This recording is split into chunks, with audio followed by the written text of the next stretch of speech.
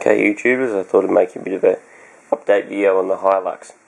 So, got the oil pump here. I've just been looking at the clearances and really, it's fuck all. To be honest, if you went and bought, they get these rebuild kits that have the Chinese oil pumps and all that sort of shit, you'd probably have more clearance, it'd probably be sloppier than this one anyway. Because, it built oil pressure straight away. You cranked it for, a couple of turns and the oil pressure light would go out anyway. So, I'd reckon this one's probably in pretty good nick. Because any aftermarket part, this is a genuine Toyota one, but I'd reckon any aftermarket part's going to have more slop than that anyway. Because I'm not quite sure. This doesn't have a reading on this gauge. It says 7, so I suppose it could be 7th hour. Which I suppose is probably pretty realistic, but you can just, if you push hard, you can just squeeze that in there. So, I'd reckon it's not too bad, because especially the aftermarket stuff that you get for a lot of the other Japanese crap. Like, I was putting one on a Mazda engine a couple months back. Another oil pump, and that had more play than, or just about had more than what the original unit did. But I'll take out the relief valve, clean all that up. I'll replace that seal. I'll clean everything up. You can see it's original Toyota. So I reckon that's going to be better than any aftermarket part. But otherwise, I've got another block and crank. Worst thing on this crank is that. I don't know whether you can see it. It's just a little tiny bit of pitting. It's only very, you can barely, I gave it a bit of a Scotch-Brite up, and you barely notice it. It's just in the middle of, because it was full of water, it had done a head gasket this end, the engine this has come out of. You can see, get the right light. It's very minimal. It's just a tiny little bit of rust pitting. There you go. That's all it is. So whether that constitutes $160 crank ground and then get the rods resized, but as far as I'm concerned, that's shit all. It's just wearing those bearings where they have that oil gallery, which I can probably find one. Is that in that box? No, it's in another box. Where did I put the other box? Because that block is out here. That's all the parts. That's a compressor tank I got from Aussie 50 yesterday. And there's the other block. It's got a bit of rust pitting.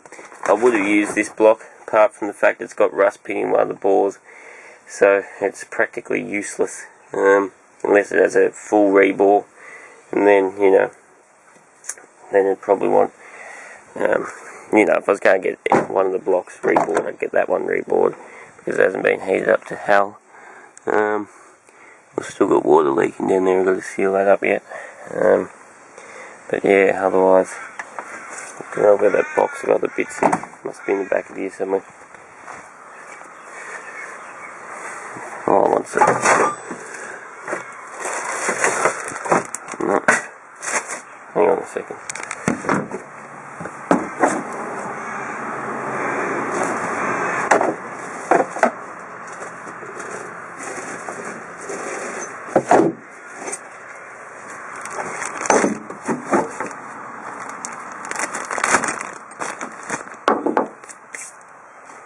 Simply, where a bit of water sat between that oil gallery and the crank, and it's probably sat for 12 months and it's just put a tiny bit of rust pitting in it. That bearing's obviously off that block, not the crank. This is not what was on the crank. That crank's standard, another one in there, and apart from that, it's pretty much brand new. So really, I could get it ground. I could spend $230 on that, get all the rods resized and everything, but then if you do that, why wouldn't you get a reboard? So then reboard, there's another $200, then might as well get the head done, which I'll probably have to do anyway.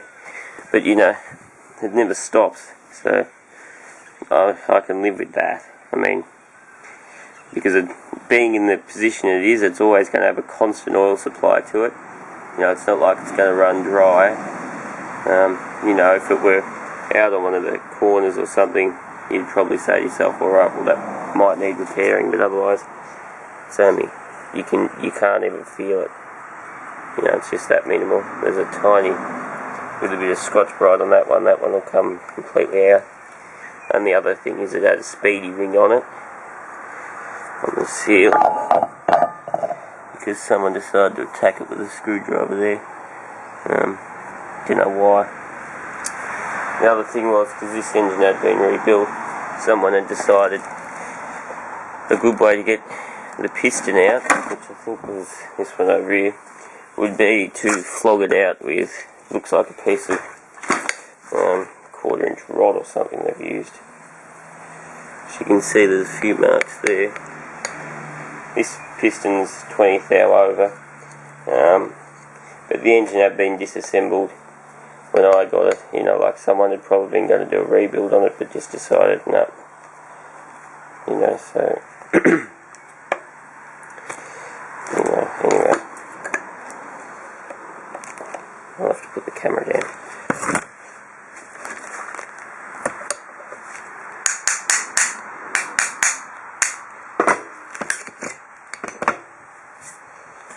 That was just knocking the bolts out with a pair of pliers, wasn't knocking anything else. But you can see it's just a little bit of where they've taken the shell out. They've just, you know, they must have had a piece of bar or something, they've just been hammering the piston out. Because it was pretty heavily rusted in there. But, you know, so, but really, I'll just, you know, it's not too bad. I mean, it's not going to affect the bearing surface anyway. Might have, that oil gallery though, nah, it's not going to affect that oil gallery either. It's not actually near it. But you know, whatever idiot disassembled deserves to be freaking hung, but you know, such is life. You know, and the other thing is the head. I've had, you know, which is just sitting over here. Garage is still a freaking mess. I haven't done anything to clean up this side yet. So I've just been busy with other shit and pissing around with this, which I really should clean up this side so I can work on my workbench. That's good. But the head,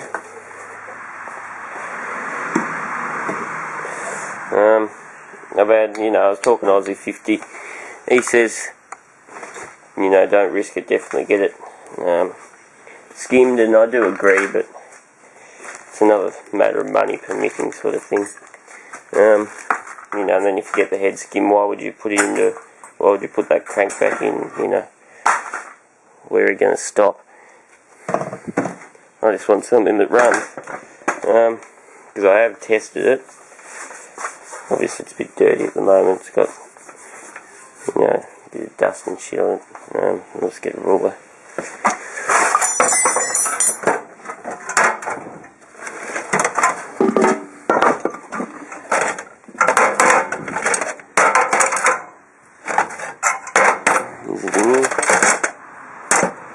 Doesn't appear to be. I'll use this just for the purpose, but I do have a proper engineer's straight edge I've been testing it with, and it's across there. There's just the slightest gap. It is, you know, at the moment it looks bigger than it is because there's dirt and shit, and this isn't. That's an aluminium square, which doesn't help.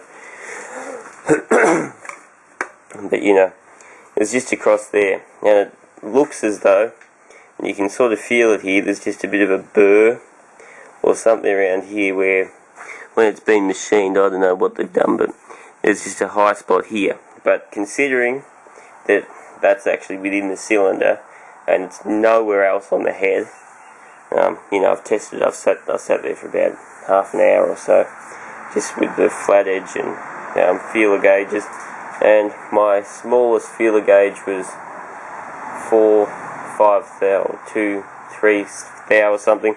I could not get that in anywhere, except you could just sort of get it in across there, but you could barely, So, it's just a rise here. The other thing I did was I lapped these two sets of valves in, and they both held water, or they both held terps. This one dropped about 2 mil, this one dropped about the same overnight, so 2 mil overnight, as far as I'm concerned, that's reasonable. I'll do these two obviously, so that's the story. Now my pistons are $37, bearings were 40 something, full gasket set was about 60 something. That's full gasket set, every single gasket on the engine, not just a valve regrind set but everything. And then $63 freight from the US. So that's, you can't beat that. They want, for a full rebuild kit, which basically that is, apart from the full rebuild kit has pistons in it, they want $700 over here. So that's, I can't justify that. Or I could get a full rebuild kit for about $400-500 that includes everything, oil pump, water pump and everything. But that's the fear I have with that, is because they're aftermarket parts. Like this oil pump, I'd reckon that's going to be better than the aftermarket shit anyway, because it's just so tight in there that there's no movement in it. So I'm happy to, I'm pretty happy with that. The other thing I'm going to do is timing kit and water pump for it. I can get for about another, I think the bloke wants 65 for a timing kit, another 30 or so for a water pump. So about for $300 with freight, I'll get water pump, timing kit, pistons, rings, not pistons, bearings, rings, I've lost track of what I was saying now, and full gasket kit for it, $300. It's more a refresh than a rebuild, but the block come up pretty good. There's two small things in it, but I've had a couple of mechanics look at it. There's that small score there, the one on the left is only superficial, it's not really there, but the one on the right, he said I could probably get a bit of blow by with it, but he reckons that's nothing, or both of them reckon that's nothing to worry about. Otherwise, that one come up pretty much perfect. This one just has that very small lip at the top of the ringland. Now that's basically shit all.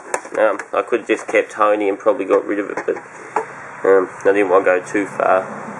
But it's, it's only tiny, you can only just feel it.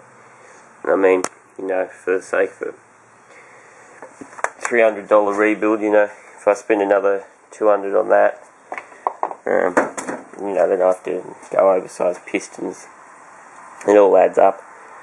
I mean, I just want, what my plan is, if I keep the car, I'll get it registered on the road, and then once it's registered, you can legally, as far as I've been told, you can legally do an engine conversion, because I'd put a V6 Holden motor in, because I don't have the money for it, and you don't need to get it engineered if it's already registered, apparently.